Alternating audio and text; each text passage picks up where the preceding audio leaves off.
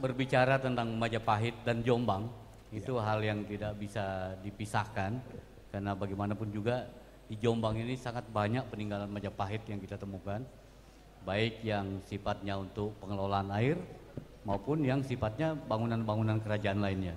Baik yang pengelolaan maupun bangunan-bangunan. Bangunan, ya. Itu banyak sekali ditemukan di Jombang. Dan yang paling terkenal adalah Sumber Beji, Pak.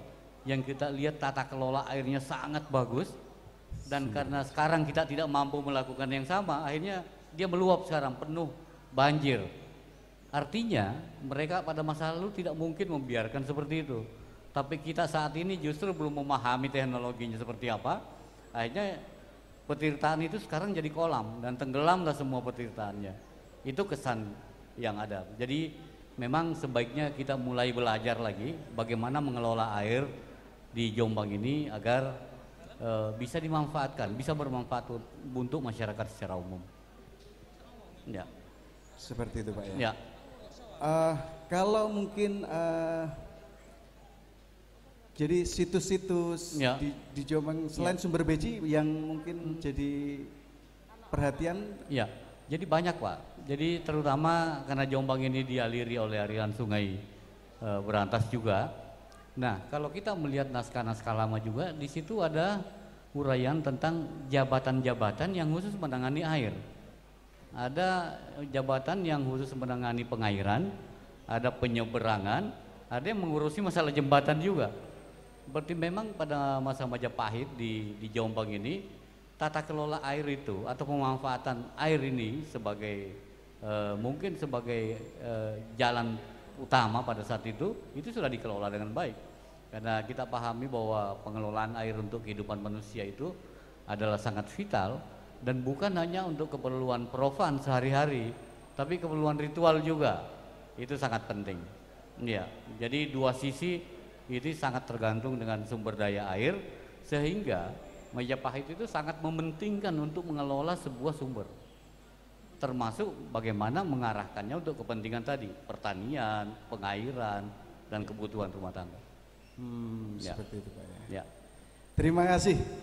Mungkin yang kedua, tadi Bapak bilang tadi tentang Sumber Beji ya. Nanti juga saya akan tanyakan ke Pak Amin Pak ya. Tadi di awal tadi penyampaian Ibu Bupati juga menyinggung Pak Amin. Ini saya tanya tentang di Pak Amin ya. Ibu Bupati tadi menyinggung bahwa di Jombang ini ada sekitar 189 sumber mata air dan seperti itu gitu. Jadi kabarnya memang air di Jombang ini melimpah gitu kan gitu. Nah, ini bagaimana Pak dari sudut pandang geologi gitu ya? Ini penjelasannya seperti apa Pak? Mungkin Pak Amin bisa cerita dengan teman-teman yang ada di sini. Baik, jadi kalau kita lihat dari data geologi yang ada di Jawa Timur dan khususnya di Jombang, dan kita memang mengakui bahwa di bagian selatan Jombang itu banyak sekali pegunungan. Dan itu merupakan salah satu tempat masuknya air yang potensial selama ini. Oke. Iya. Jadi mulai dari mungkin Penanggungan sampai kan itu berderet-deret sampai di sini berarti gunung apa di selatan yang tepatnya Wonosalam. Anjasmoro. Pak. Anjasmoro. Anjasmoro. Nah, sekitar itu. Jadi itu adalah suatu hal yang sangat potensial untuk meresapkan air. Meresapnya itu di bagian puncak tadi. Nah, terus dia pada pertengahan lereng gunung tadi muncul sumber air di sepanjang sekeliling gunung tadi. Oh iya. Nah, termasuk yang ada di Jombang berarti ya ke bagian lerengnya panjang ya, berarti sumber airnya banyak yang keluar dari situ. Nah, itu kira-kira kalau secara geologi seperti itu. Cuman ini perlu perhatian semua bahwa hasil kajian dari Dinas Lingkungan Hidup. Tapi kajian itu tahun 2010. Tapi kayaknya nanti mungkin kita harus saling bantu itu untuk mengkaji ini lagi. Jadi di daerah Sumber Berantas. Ya, jadi tempat keluarnya mata air itu sudah berkurang dari 150 menjadi 50-an, tinggal 75-an sekarang itu. Dan debitnya berkurang. Kemudian terus sudah mulai muncul bakteri koli. Oh, oke ya ya. Berarti di atas sudah banyak pemukiman. Iya. Yang kedua muncul pestisida. Karena di atas itu sudah mulai digunakan sawah dengan pestisida yang sangat tinggi.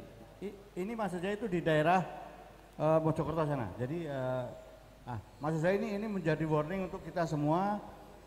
Ini harus memulai. Tadi kalau ada dari orang lingkungan tadi, wah ini kayaknya keren ini nanti kalau ada penelitian bareng terkait dengan itu. Jadi begitu. Jadi memang ini harus mulai warning itu harus kita siapkan semuanya. Jadi kalau enggak nanti ya bisa hilang, air itu bisa hilang. Ya. Jadi harus ada, sudah mulai ada warning ini Pak ya. Harus ada warning tentang ini. Saya ingin flashback lagi ya. Jadi kalau menurut pandangan panjenengan gitu.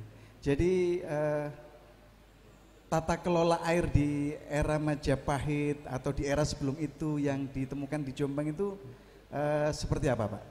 Tata kelolanya seperti ada catatan khusus mungkin gitu. Saya akan mencoba mencontohkan yang paling jelas yang bisa kita lihat. Yang paling jelas ya. Bagaimana di Sumber Beji, di setiap lapis bata itu ada celah-celah yang dibuat untuk mengalirkan air.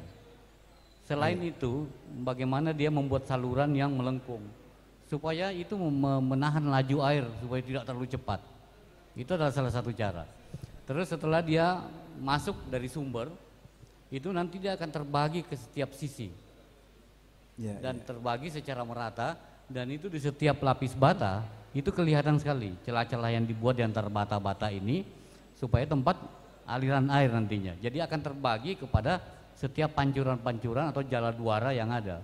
Itu menunjukkan satu teknologi yang sangat bagus. Teknologi yang sangat bagus. Dan dengan itu mereka mengatur bagaimana inletnya itu nanti berimbang dengan outlet. Jadi air yang di kolam itu tetap stabil. Nggak pernah dia meluap di dalam kolam. Ya, karena kalau sampai dia meluap maka tidak akan berfungsi jala duara yang ada.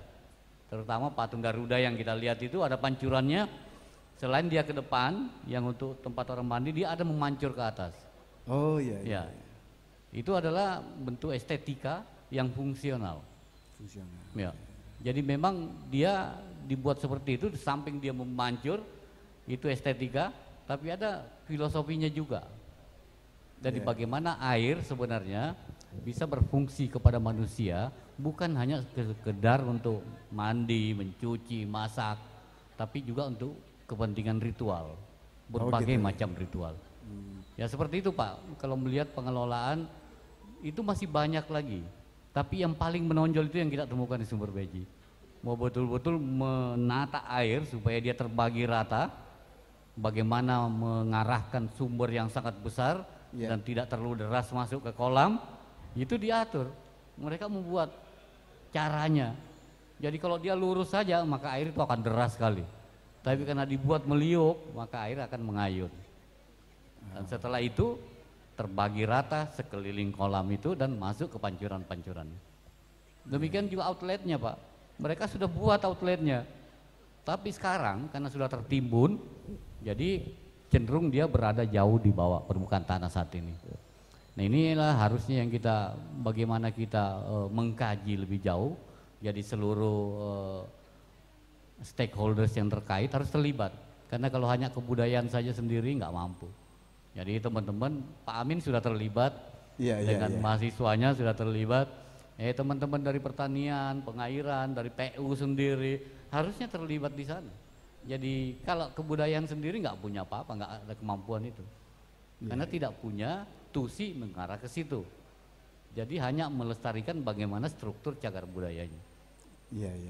Jadi kearifan lokal ini Pak, ini sangat penting.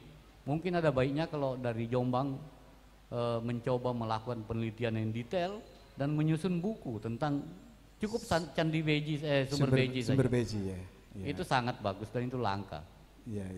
Karena ada Garuda yang masih intak, masih nempel, itu hanya di situ ditemukan. Di tempat lain tuh sudah terpisah Pak. Hanya cerita saja. Menengok kiri lagi. Ya, menengok ke kiri lagi. Oh ya betul. Menengok ke kiri. Iya, betul itu. Ya itu unik sekali.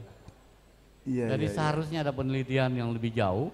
Mungkin Jombang nanti bisa bekerja sama dengan Pusat Penelitian Arkeologi Nasional atau dengan LIPI malah untuk melihat seluruh aspek yang terkait dengan tata kelola air, termasuk sebagai cagar budaya yang dilindungi.